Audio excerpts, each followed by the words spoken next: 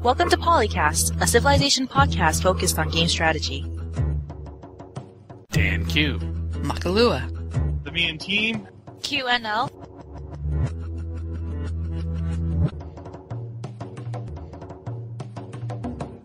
Episode 151, an archived episode with stuff that we cut from previous episodes. This is our summer gift to you. Get excited!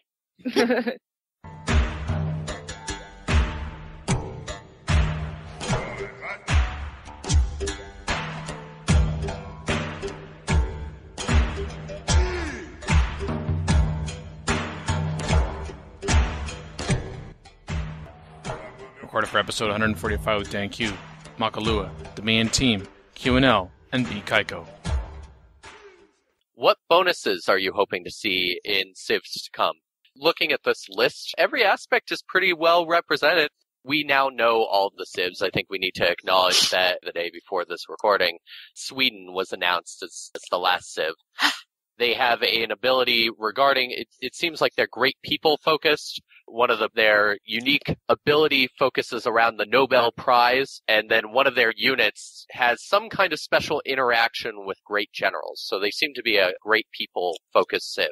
But the poster makes a valid point in that a lot of people seem to be concerned when it comes to the new Civs that we get representation equally according to their placement geographically. Like, a lot of people have been complaining, and I think rightfully so, that these new Civs seem to be really, really focused on Europe. There's a ton of new European Civs. And we still haven't seen representation from, say, South America, except for the Incas, and Southern Africa, which a lot of people were hoping that the Zulu were going to make it into this new expansion. That the developers may be looking at, okay, what Civs will focus on certain aspects of the game that are underdeveloped. This particular poster gives a list of what the focuses seem to be of the current Civs, and I think some of the upcoming Civs. So, for instance, he says food. The Aztecs, Inca, and Netherlands seem to have a good focus on that. Gold, Arabia, Netherlands, Persia, also the Inca, Iroquois, Songhai, and Spain. So going down the list, production, science, culture, happiness, faith, specialists, exploration, expansion, city-states focus, an army, a navy, and espionage. If you were to select a Civ to develop one of these areas, what bonus do you think you would want a Civ to focus on? It's kind of a hard question because they try and balance historical accuracy with gameplay. For instance, they need to find for this new expansion a civilization that does get an espionage bonus. One of the standing Civs is probably going to need to be adjusted to include espionage somehow so that we have an espionage-focused Civ, or somebody who's getting an advanced bonus in espionage. Otherwise, it's kind of the unfortunate stepchild of all these other mechanics in the game. It would seem almost to be perhaps a nice fit if that perhaps went to the Songhai, because as we talked about, the Songhai unique ability has had to change because embarked units defending themselves is only for the Songhai, except Gods and Kings is now going to make that possible for any particular unit, because you can have a ship on top of an embarked unit in order to defend itself, an embarked unit, of course, being a land-based unit that's traveling across the water.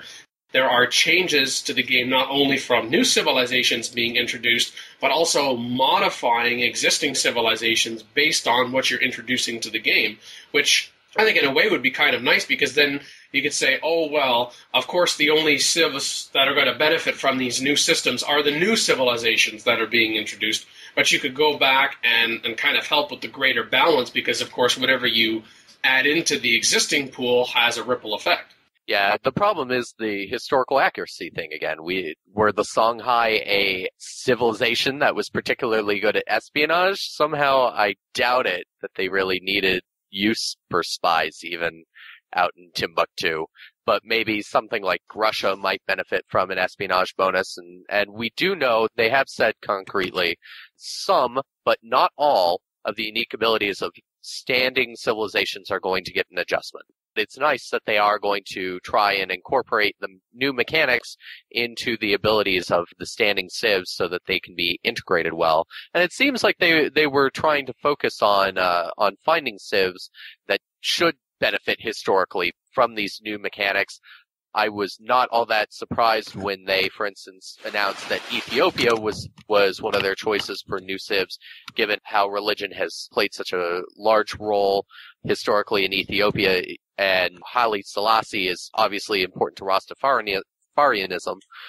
The Ethiopian leader seems pretty controversial, to tell you the truth. I mean, people are arguing that, he's not actually that significant, the despot that ruled for years. But, I mean, that's, really any of the objections that you might get with any leader. It's just that he was recent. I think they said he's the most modern civ leader we've ever had.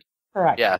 If Ethiopia was chosen as a civ, I was expecting Haile Selassie to be their leader, so I don't know. I was expecting Tsar Yaakov again, but I mean, maybe people wouldn't appreciate having him back, but I would. I'm definitely part of the fan base of the Zulu. I really wanted to see them back, and I guess It's just so the Civ came with that Shaka not being able to roll me. Yeah. The Zulu are interesting historically, so I know that they may just end up being another military civ, but gosh darn it, I want my Shaka. On the realism argument, the Songhai is not really known for, espionage capability. I get the trying to balance the realism into this and try to have some kind of equitable distribution.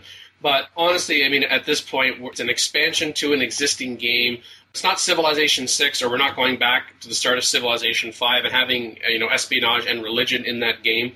And I think that if they spent the time to try to say, okay, now that we're introducing religion and espionage, go back, and then you probably end up redoing a fair bit or a substantial amount of the civilizations, and then that just ends up with greater balance issues. So I in that particular situation, that the gameplay needs to trump that realism aspect. Don't want another science-based civ. I think civs with science is so powerful as it is that any civ that gets a major science bonus is just going to run away with most games.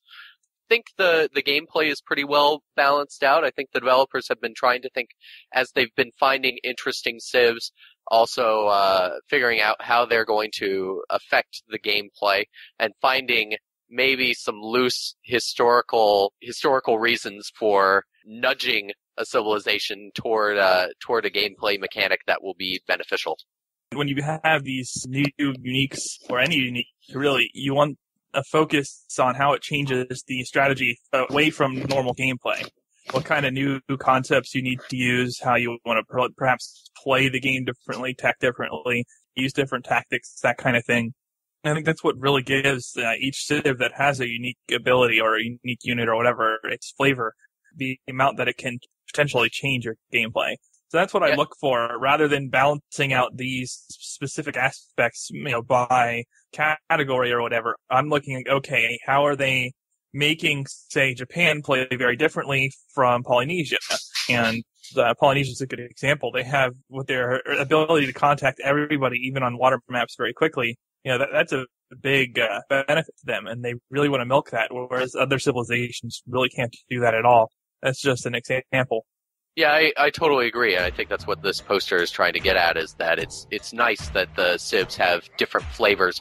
You're not going to play Japan the same way you play Polynesia, and rightfully so. Different civs have different strengths, and it's nice to see the civs kind of run the gamut where the different mechanics of the game are concerned.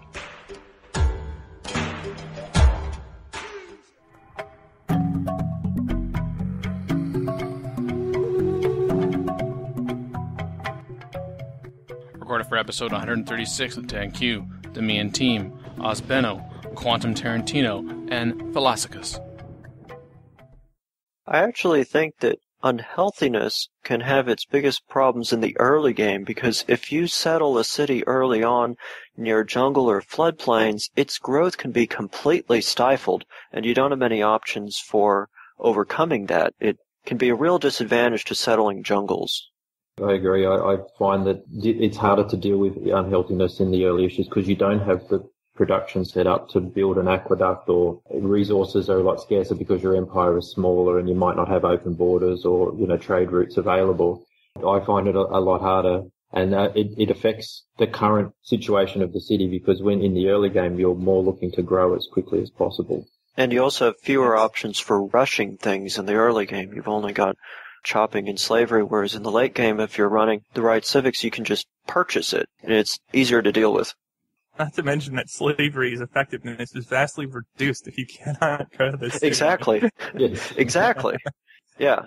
The only way you're getting around on health from jungle is to clear the jungle. So Yeah. it's usually not that bad because that's some nice grassland territory under there. As long as you have at least 3-ish good city sites beyond your capital, that will let you build up your initial economy and set up your ironworking or get to alphabet and trade for ironworking, whatever.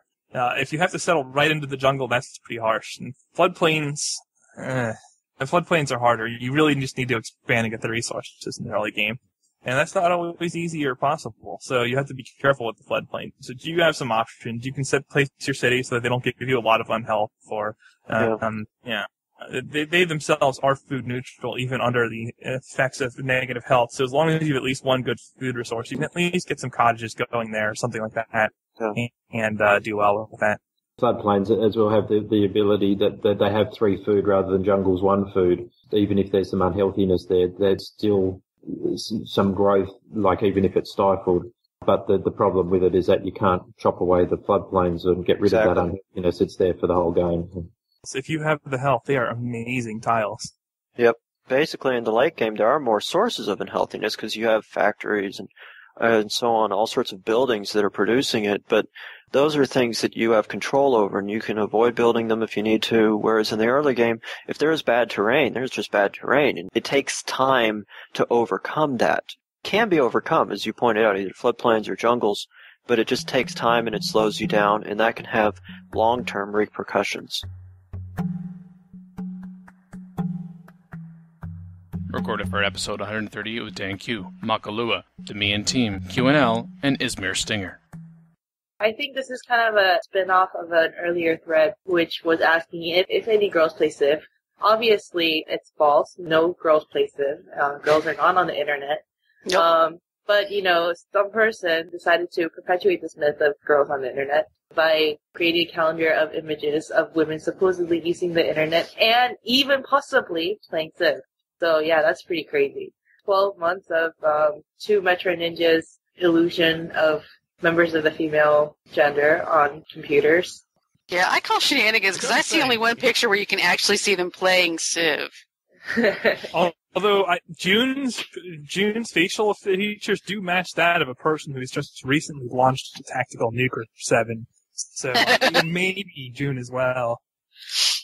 Well, there's another reason we also wanted to talk about this calendar in addition to its content. Who's not in it? I miss October, actually. You can see all parts of my body, including, actually nothing. No. Lisa lies. I'm actually Miss October. They couldn't find girls. That's definitely me. They can only find 11 girls to play Civ. It's true. Hello, Phyllis. How are you today? That's right. Actually, the real me and team is a female player, but I'm just a front because girls can't actually be on the internet. So I do the voicing and I read from a script what she told me to say. It's the popular theory these days. The calendar also references the PolyCast.net as a great Civ site. Finally, someone acknowledges this. In writing! Woohoo!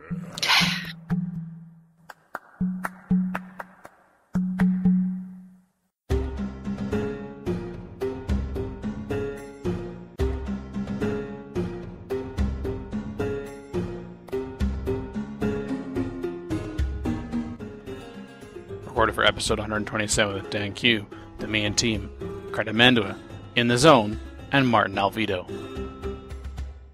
Actually, wait just a second. I can sum up in one sentence. Don't take that oil. Now see how we come to exactly the opposite. What if you really need that oil? You wait for the 3rd ring to expand on that city, or the 4th ring, so it'll get the oil anyway. Acid Rain says, should I build a city to take this oil? This map has very little oil. I don't really need it right now, but what do you guys think? There is oil right outside his capital. Now, because it is more than 3 tiles away from the capital, he can't buy it, but he could either settle for the oil, if he has a great artist, or can get a great artist, he could culture bomb it, or he could just even wait. I mean, Talk about great artists, to culture bomb to get the oil. I'd be curious to know what your cultural output per turn is right now, and at that particular point in the game, how many turns you are away from an expansion. I mean, you don't have a great artist, you can just build some more cultural buildings to try to push that. Or someone else even said there's a city-state that he noted that has oil in its territory, but it's not been hooked up yet. Do you have to work boat to the city-state after you buy the city-state? I think actually the best options at this point are to either get that from the city-state, even if that's just temporarily, so you have that oil until you then have the source natively because you push your culture out. I mean, the city wouldn't be terrible, but as someone else noted, you look like you're doing quite well already, so I don't think he needs to really build a city in order to get that. I think the city doesn't need it right away. The only way I'd settle a resource like that is if you really needed oil and you needed it, quickly. Do you ever really need oil that badly, though? I don't know. But that's the only time I could even picture attempting to justify it. Because otherwise you're just going to tank your happiness for what? You're going to deny pop in your other cities. So, I don't know. How's he going to tank his happiness here? He's got 15 surplus. Oh, is that 15? Oh, okay. Never mind. One thing it looks like 5 to me. I didn't see the one. He already has aluminum, so he could just go straight for modern armor with a little bit of teching to skip the tanks. But he's got cavalry that he wants to upgrade the tanks and then the modern armor, right? I didn't catch that part. Yeah, there is that. I'm thinking the great artist is probably the best approach. It depends if on you how have one. If you have one, or you can, reasonably, if you have a specialist, that's already, like through a wonder or something, that you're already getting that. I'd be more tempted to, try to get it culturally, not necessarily with great artists. I mean, if you can get it, great, awesome. But otherwise, just maybe push a little more culture in the capital if you need it. I mean, heck, maybe he's going to get a border pop next turn. I mean, he doesn't say. Nobody even asked. Admittedly, you're not necessarily going to know where that border pop's going to be, but otherwise, just get it from a city-state in the interim if you feel you really need it right this instant, or build a city. Well, look at it this way, say he just wants to end the game. He looks like he's in a dominant position already. He might have owned most of the capitals in possession, and he just needs some tanks to snuff the last AI. Well, okay, just drop a settler on that oil, build your tanks, and or upgrade your tanks, and just go kill him right now, end the game. So it does depend on what you're trying to do and how quickly you're trying to do it. Yes, very true. Or, you could just rage quit, I guess. But I wouldn't recommend. I'm winning by too much. Rage! Forget this game. I don't like winning. Alright, and then, imagine notes, if you buy all the tiles close to that tile, you can border pop a 4th tile before the rest of the 3 ring tiles. Yeah, you could do that too. I guess there are some other... I can't remember if there were actually some other tiles that he could buy. There are. He has not maxed out that 3rd ring. Okay.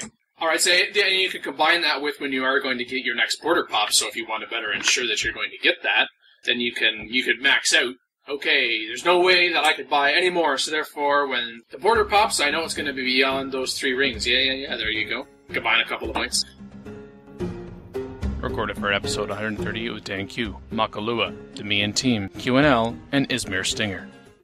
Not a perfect segue, but a reasonable enough segue. Oh, that's not on the user interface. What a shame. Speaking of not on the user interface, Diplo hits. So, I think we've talked about this topic indirectly before, but Courthouse notes that he just patched his BTS to 3.19, so he could install the bat/bug mod. For future reference, those are 2 mods that just adjust the user interface and don't actually do anything to gameplay. So he says, early into my first game at about 1000 BC, 4 of the 6 civs have given me a -1 or -2 Diplo for, quote, a first impression is a lasting one, unquote. This is new to me. So he's asking, what this first impression penalty is about, why do I have a -1 or 2 right off the bat? And he says also, I'm getting a -1 for we feel threatened by our large civilization. So these are all new, Diplo penalties, or Diplo penalties that he's just observed. But actually the thing is, since these mods don't actually adjust gameplay, they only adjust the UI. What they're actually showing is Diplo penalties that have existed before, that already have come baked into BPS. So this whole, first impression is the lasting one, refers to the intrinsic Diplo penalty that one civ has with another. Usually based on the personality parameters written in the XML for the civilizations, or sorry, not civilizations, leaders. So usually the more hawkish civs will dislike the more peaceful civs. So you'll often see something like, Shaka really hates the crap out of Gandhi or something like that. So it's just telling you what the base hidden modifier is for Diplo. And it's just, since he's gotten those mods installed, it's just that those modifiers are more obvious now and he knows what's there. So, yeah, I mean, I think that's something that you really have to, pay attention to, especially if you're going for Diplo victory, for example. If you're really trying to make it to that plus 14 to get an AI to friendly, then it really matters, those 1 or 2 points that you might start off with. The post to look at here is post number 7 by Undecided. He breaks it down pretty well. But for those of you who don't have access to the forum, essentially, first impression is a lasting one is tied to 2 things. The 2 values in the XML file that determine the initial Diplo relations between AI civs. Peace weight, which is roughly correlated to their level of aggression, and warmonger respect, which allows some peaceful civs to coexist peacefully with warmongers until they get backstabbed. However, with regards to the human player, there is a fixed value determining the human-AI relations between a particular leader and the human player, regardless of peace weights. And those show up as a first impression as a lasting one, either a bonus or a penalty. So what happens with the warmonger respect modifier is that it's just with diplomacy, and generally warmonger AIs will give each other a bonus, and peaceful AIs don't get the bonus usually. But the warmonger respect bonus doesn't apply to humans. Like they don't. I don't think that modifier actually is pretty enough. Yeah, neither do that to each other. One thing that's important to note, though, with the IEA base peace weight is that a high base peace weight does not mean that they're not likely to declare, and a low base peace weight does not mean that they are necessarily aggressive. For example, Pakal has a very low peace weight, pretty close to Shaka, and in a given game within the random number generator, he can actually have a lower peace weight than Shaka has, or even Monty if it's a really odd roll. But Pakal still has a 20-unit prob. He still can declare please, but it's pretty darn unlikely. Whereas Shaka is still quite likely to declare. And then you have guys at the higher end of the peace weight, like Sitting Bull and Gandhi and them. Well, Gandhi isn't really aggressive, but like Hammurabi has an amazingly high peace weight. But if he's pissed with you, he'll declare, and he'll declare very easily. And he's a fairly high unit prob to go with it. So there's some exceptions, and it really doesn't have anything to do with the no war probabilities. It's strictly for this intrinsic first impression is a lasting one bonus. And then this developing nations to feel threatened thing is just based on score, really. Yeah, there's a couple of more XML-based penalties and bonuses you can get that the OP didn't mention, but they'll be revealed by bug as well. There are... we feel your small civilization is no threat to us. Some leaders are hard-coded to give you a bonus when you are behind them in score. Another one is developing nations should work together. If you are both in the bottom third of the score bracket, some leaders will give you a bonus. There's, let's see what else is there. Something about loving your great empire. That is a bonus that people in the bottom third of the scoreboard give to people in the top third. And there's a whole handful of them.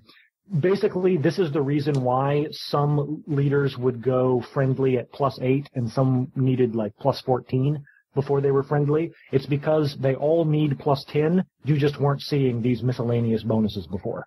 Is it +10? I thought it was 11. I don't know. Actually, now that you say 11, I think that might be right. I'm not sure. I know that for Diplo victory, they will vote for you as long as the actual net Diplo, including all these hidden modifiers, is +8. So you don't need friendly to get a Diplo win vote, actually. You can get it with +8. Playing carefully.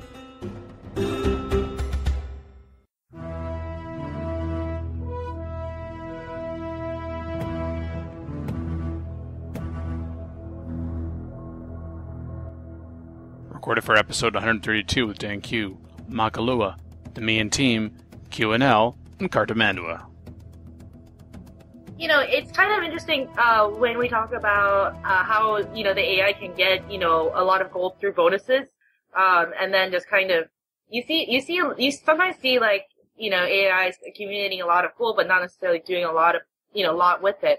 Now, this new thread by Renero, over on Fanatics, suggests that we actually remove the AI bonuses that are, you know, production, culture, and growth, and add a combat modifier that actually increases the AI strength and combat strength and experience for the AI. I'm not actually sure how I feel about that, just because, I mean, his point is that, you know, the AI is not that effective in combat, but at the same time, like, I'm not sure. I mean, of course, you know, I think we're probably all in consensus that, you know, simple bonuses are not necessarily the best way to do it, although it is probably the easiest way and the most quickly implementable way. But at the same time, I don't know if one needs to remove all the culture, you know, all the other AI bonuses in favor of this one.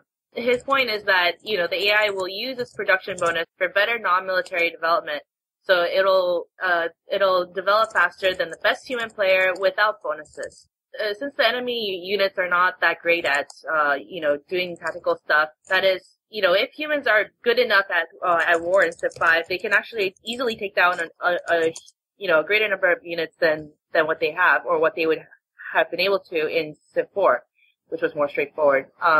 So I don't know how I feel about this. I mean, you could generally boil it down to the point that, you know, if you give the AI more bonuses, it will be more fair because, you know, they'll just kind of cheese win by having a lot of bonuses rather than, you know, making a better AI. But at the same time, I don't really think that Frax has the time or, will to create, you know, to program a better AI for war. I'm not sure if this is a better alternative. At this point, I'm thinking, like, hard to say. You know, I mean, at this point, I'm thinking, like, no, not really. I mean, I just hate the combat and experience modifiers. I don't know. I can see where I could get a little bit screwy. Essentially, you're stripping one bonus and giving another. You know, why would that be better? I mean, I guess I can see it because you're talking about giving bonuses with the AI is weakest. I'm not sure how that would affect gameplay, though. I've never considered it. It's really odd. It might actually improve gameplay as far as I'm aware. But maybe not, because you'd still, like, you would trade a tech lead / deficit for stronger units. So the AI would tech as well, but its units would still be comparable in strength, but it still would be teching poorly. I don't know. It's strange. I'm not sure what it ultimately would accomplish. If the AI is teching at king levels and you're teching at deity levels, you're not going to have any problems beating it, because even though its guy has more strength, you're still going to destroy it, because you're going to have rifles and he's going to have pikes. So I don't know. And if bonuses are bonuses at the end, I guess. Giving them stronger combat units wouldn't make them any better tactically. It would just make them more effective at a given tech level. This is really never given the AI direct combat bonuses in any of the Civ games that I've heard of. Maybe they want to make it look less obvious that the AI is cheating, even though it's flagrantly obvious that the AI cheats. I don't think it would matter. Yeah. Well, yeah, this is not something that's, you know, that's been in any Civ iterations before. I mean, this is, by the way, Dan, did you put this up because there's a poll in it? Okay. Of course they did. I will neither confirm nor deny this suggestion. Okay. Well, so that's a yes. So, please, the fist.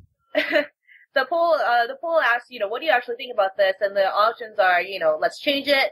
Let's add the combat bonuses, but don't change the other bonuses, or leave it as is, The majority has gone for the fourth option, which is, I can't say for sure, it's better to check the suggestion as a mod first, which I agree with.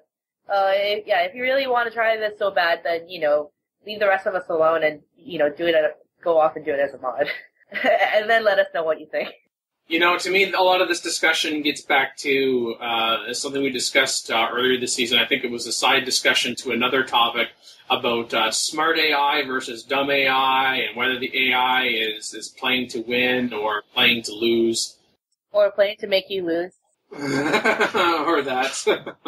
I agree that it would be interesting to see how this would play out in a mod. But personally, I would rather see efforts towards making the AI a little more intelligent rather than giving them, straight up bonuses. I mean, if you compare Civilization 1 to Civilization 4 or 5 in terms of the complexity of the game, things that the AI is able to do, not necessarily saying they're doing it well, but that they're able to actually engage in, there has been a progression, and we're talking 20 years here since the original Civ came out. Holy crap. Are you feeling old?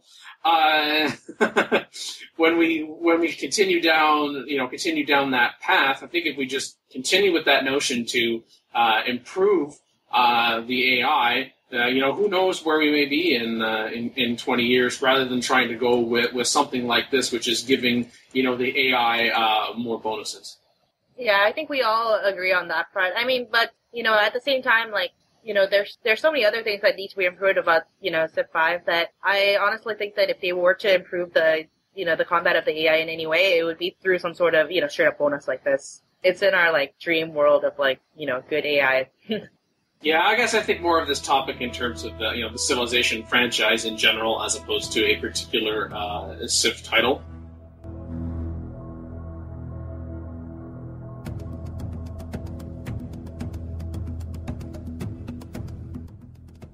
Recorded for episode 140 of Dan Q, the Me and Team, Awesome Me, and Hawk.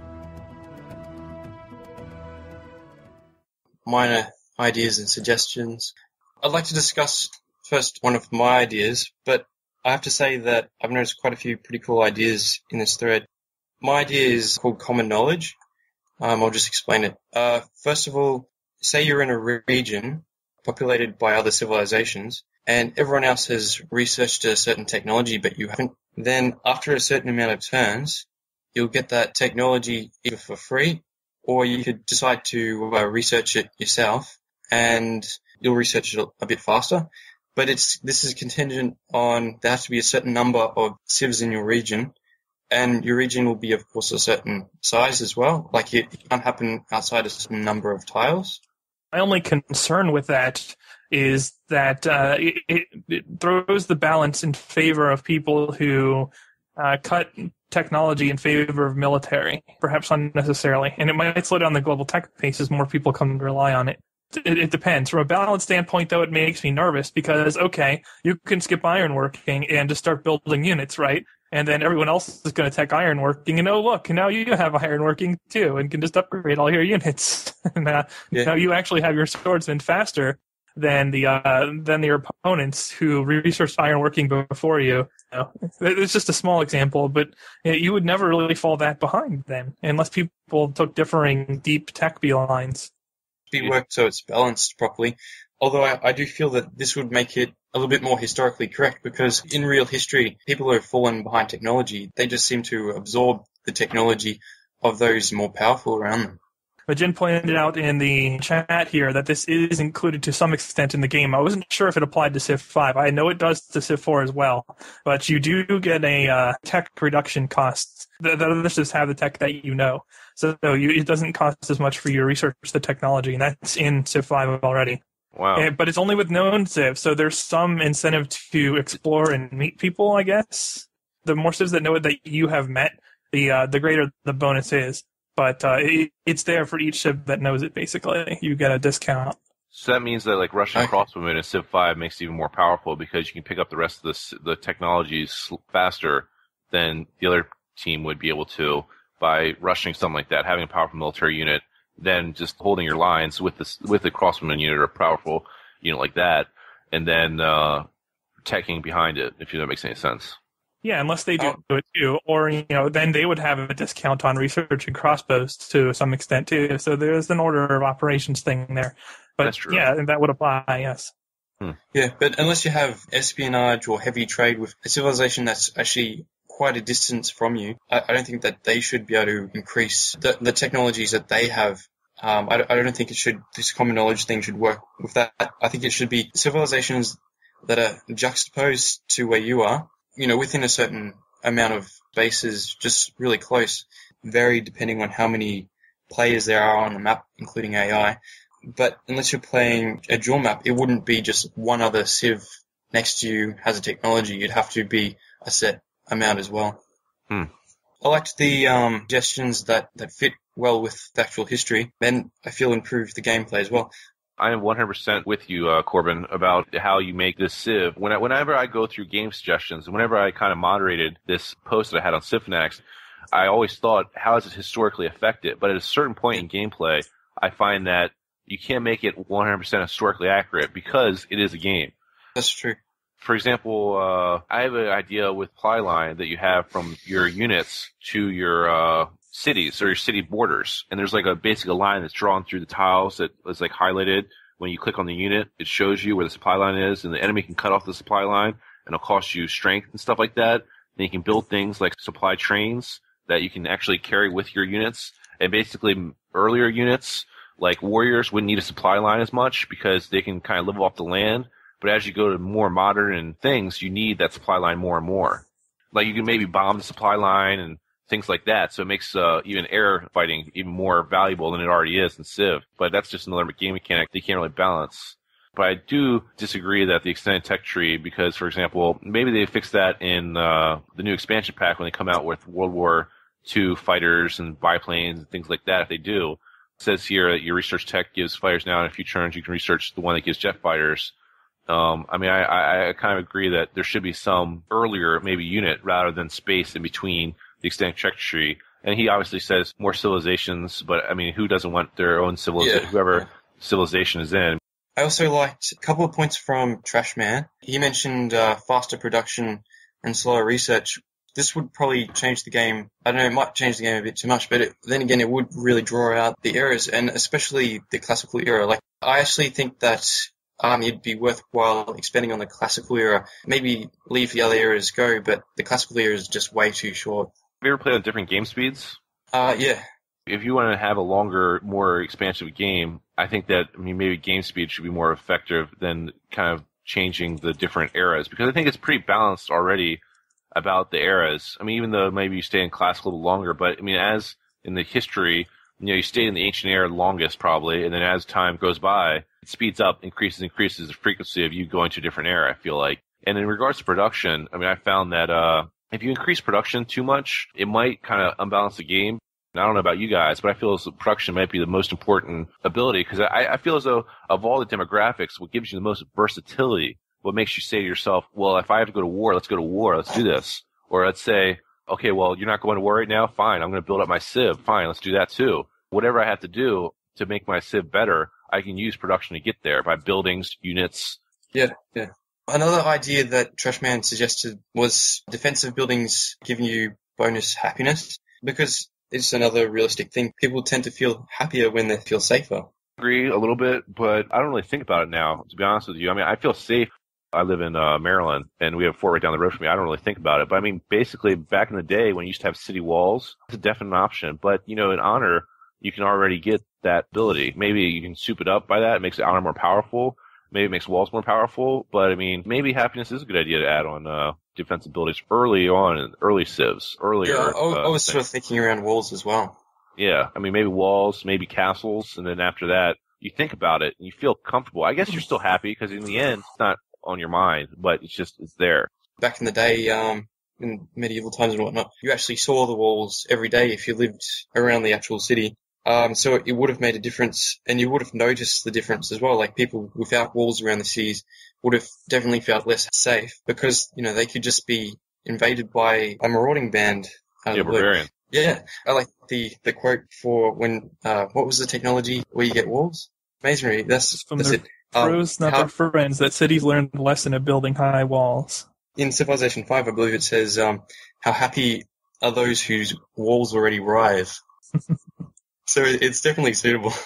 I would agree that, maybe there should be a happiness factor. You have to go in logistically. You have to say, does one wall equal a circus? What makes you happier, a circus or walls? And I don't know. You have to ask somebody. I'd love to be able to go back in time and ask somebody, this question and say, what makes you happier, circuses or walls? But, we can't really do that. Very person to person, but I'd say that a lot of people living back in medieval times and ancient times, I reckon that actually prefer walls over a circus. Sure, they'd love a circus, but considering that an army could just march in, I think a lot of people would actually prefer, for their family's sake, walls around the city.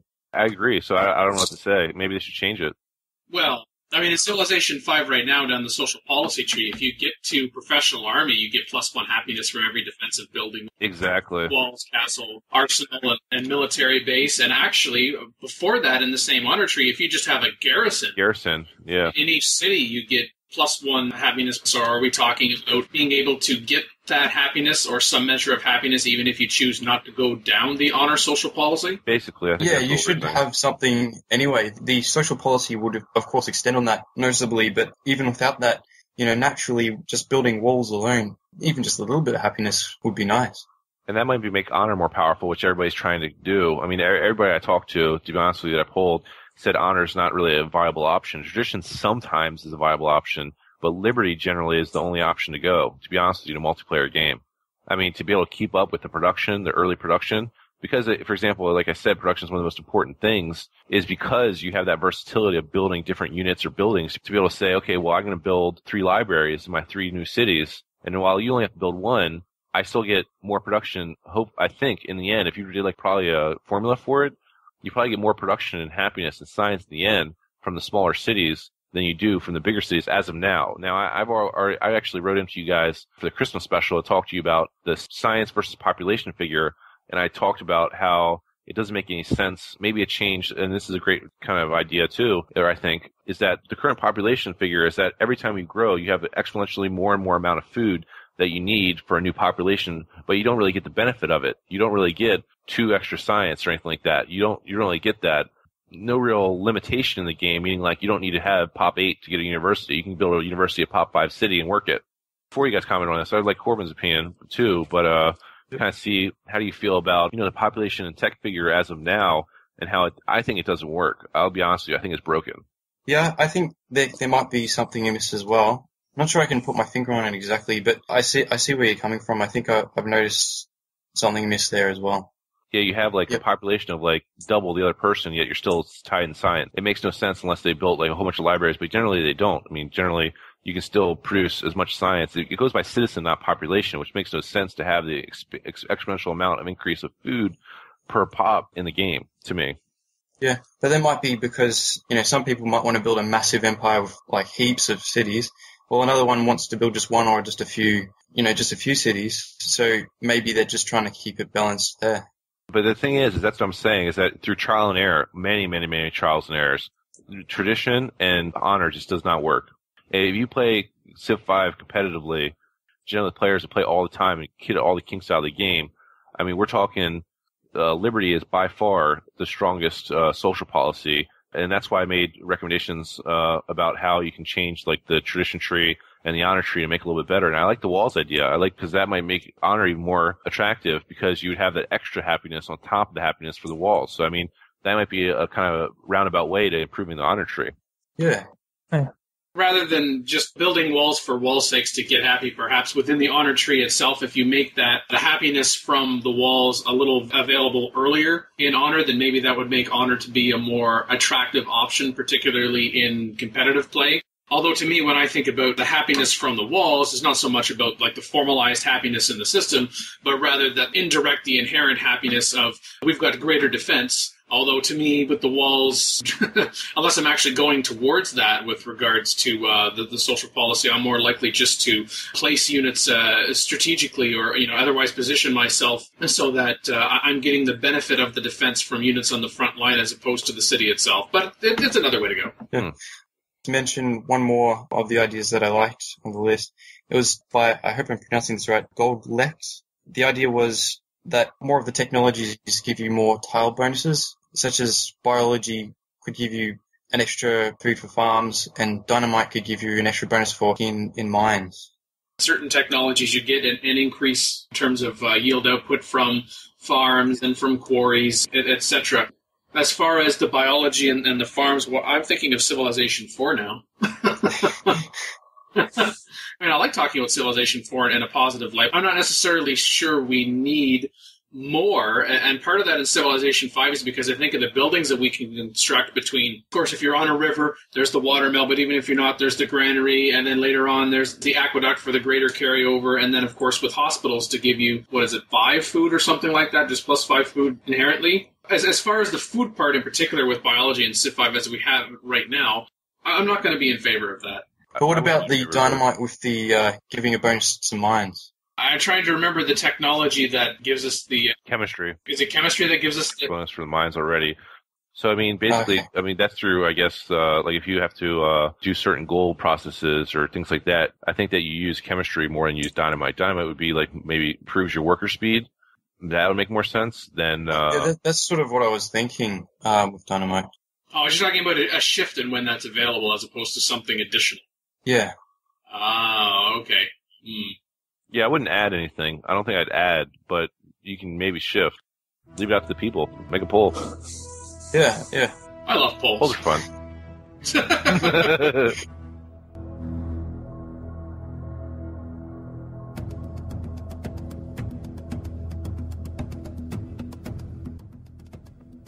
Recorded for episode 144 with Dan Q, Makalua, the main team, and Lizburst.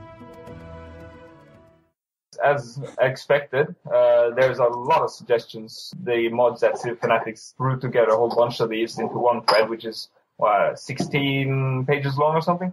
It's pretty extensive. I haven't gone through all of them, but I saw some really good suggestions which could possibly be beneficial. And one was to raise tile yields to give more variety to the terrain, but that's been discussed before and causes other issues. But the effect that it wants is to make the locations of your cities more important when choosing where to put them down. And I do believe that's a bit of actually a no-brainer in the negative sense. You just don't really have to think a lot about where you place your cities currently. And so more variety to the terrain and more tile variation yields would possibly improve on that. I'm assuming that suggestion doesn't mean proportionately, out of proportion in the sense that, okay, let's raise everything by 25%. Yeah. Yeah, because if you do it with the raw yield, that's going to just make things go... Yeah. You make that mine have one more hammer. Something like that before? Yeah. Not that Civ 5 couldn't use a little more production. Yeah.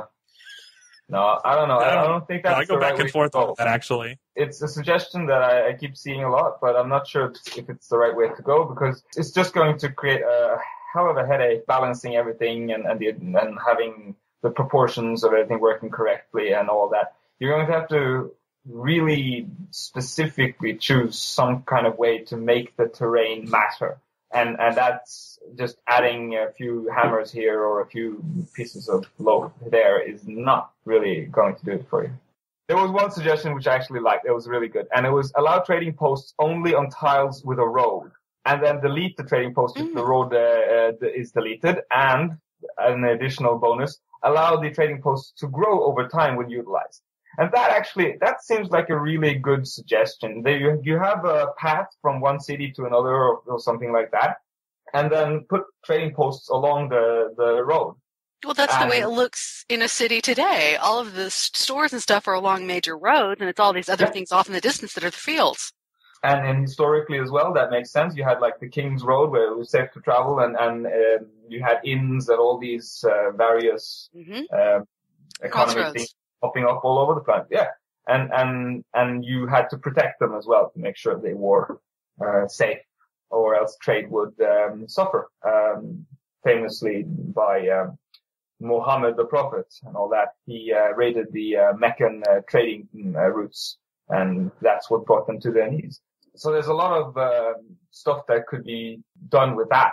A lot of potential, I think, to develop a kind of trade routes would be they would be cumulatively productive over time as you use them, a bit like cottages in Civ 4.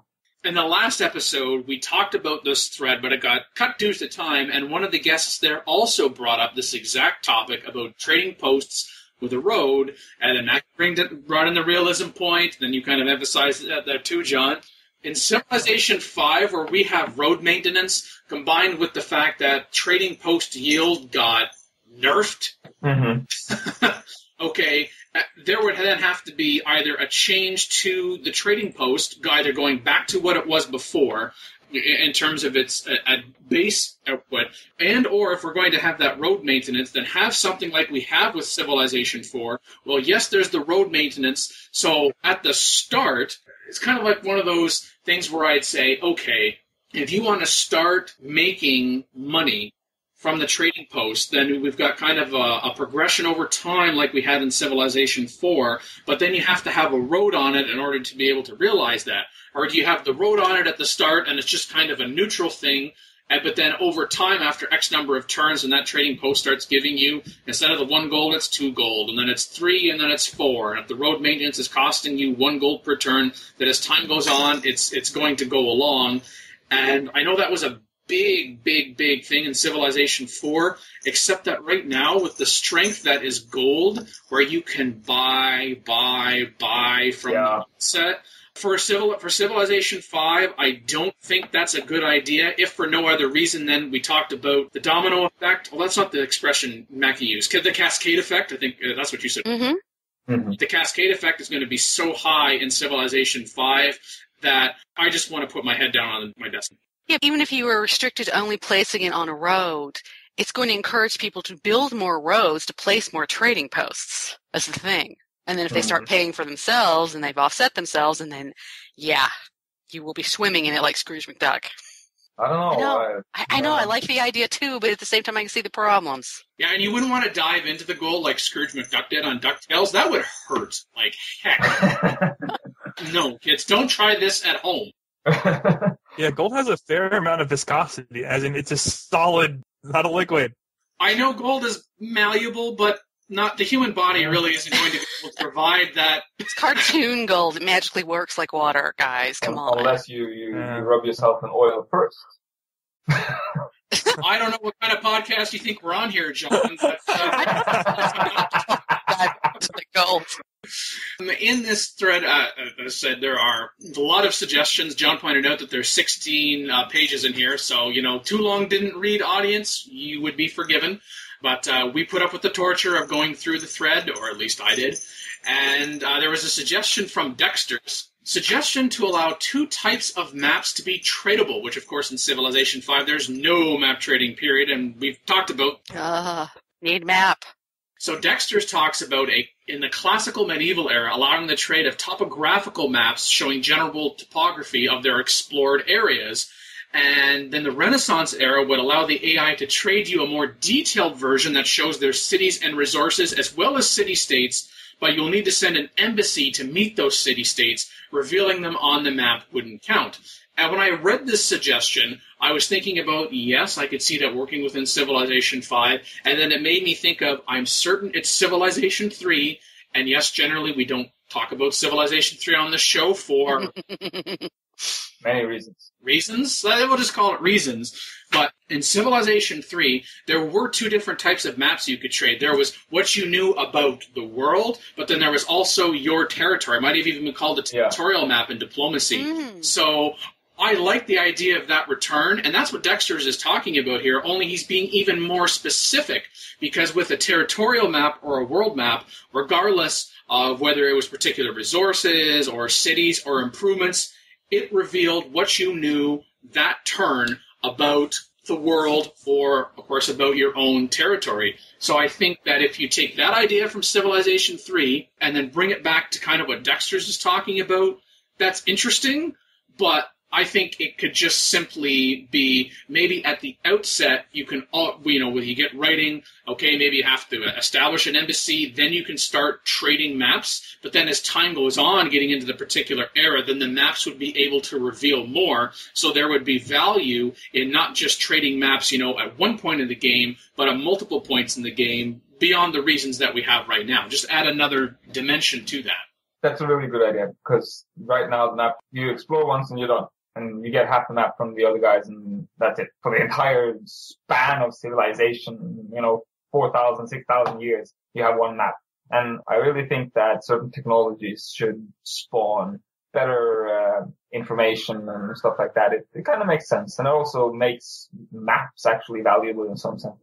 And yes, none of this, revealing false information or anything like that. Like, don't make it a penalty, in the sense that I go see someone say, well, what if, you tried to trade a map with a civilization, but your knowledge was, or maybe there's a way that you could trade a map, but you could, have it reveal like false information or something. I realize that's not in the suggestion at all, and I guess maybe it's just my nature from reading Civ forums too much that I'm trying to figure out how to troll these suggestions, even when they're good, because it makes more interesting conversation, but...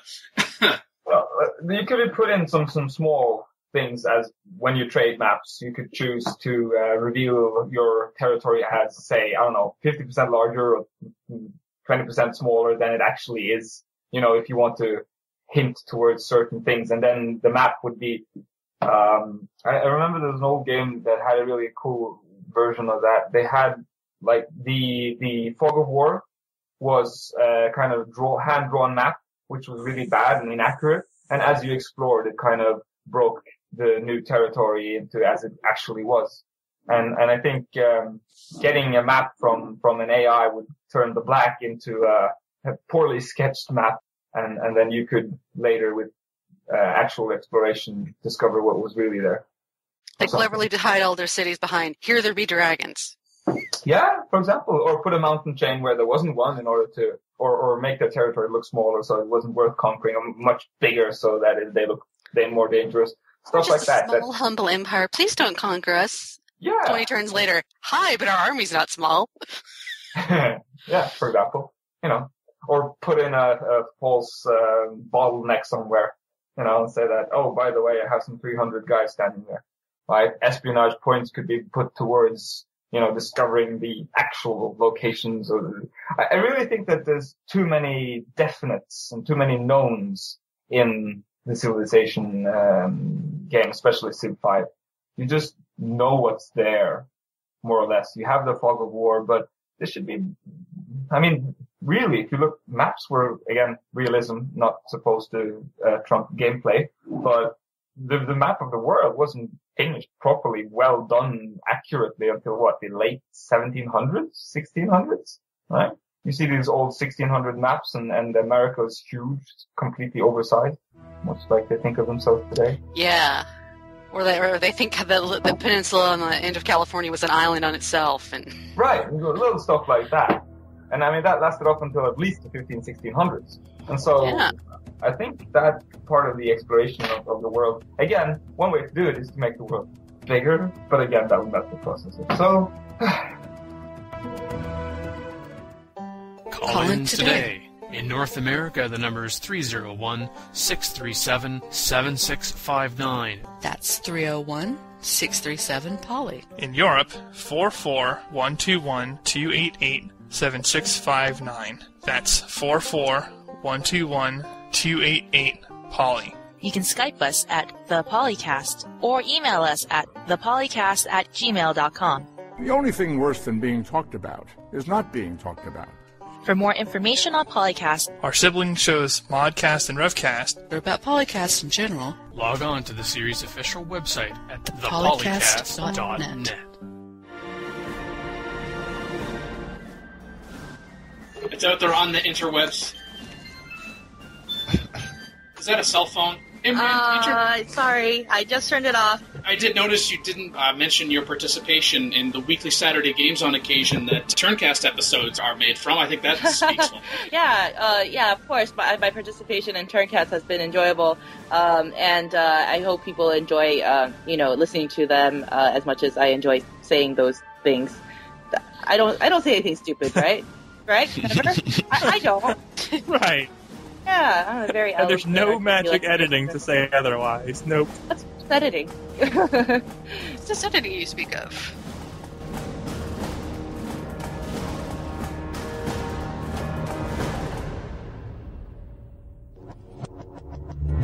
Record dates assorted 2011 and 2012. Civilization 4 and 5 sound clips, copyright Take-Two Interactive. Copyright Civilized Communication at civcom.net.